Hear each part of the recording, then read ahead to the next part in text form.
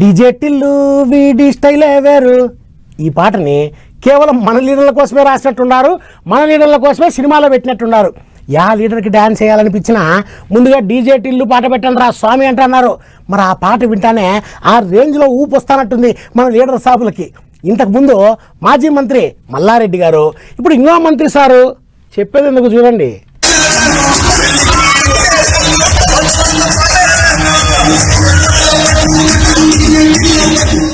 Right, ఇక కానీయే ఎంకన్నా.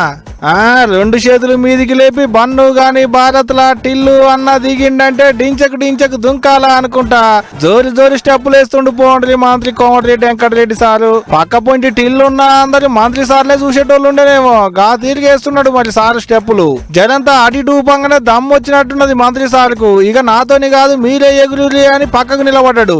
Hyderabad గచ్చిబౌలిలో grace cancer foundation వాళ్ళు క్యాన్సర్ రోగం మీద పబ్లిక్ కు అవగాహన కల్పించేందుకు run for grace green for life అని నినాదం ఎత్తుకొని ఉరుకుడు కార్యం పెడితే పోయిండు మంత్రి సారు. అక్కడికి వచ్చిన వాళ్ళను చూడంగానే మంత్రి సారు కూడా ఊపు వచ్చినట్టున్నది. అందుకనే ఇట్ట పడుసు పొరగాళ్లతో పోటీ పడి ఎగిరిండు మంత్రి సారు. ముందుగాల పచ్చ జెండా ఊపి ఉరుకుడు కార్యాన్ని సులువు చేసిండు. అటెనక మాట్లాడుకుంటా ఈ కార్యం క్యాన్సర్ రోగం గురించి చెప్పేటి కార్యం కాదు, గా రోగం మీద చేసేటి ఉద్యమం అన్నట్టే మాట్లాడుకొచ్చిండు. అంత అయిపోయినాక ఉరుకుట్ల గెలిచిన వాళ్ళకు సారే ప్రైజులు ఇచ్చిండు.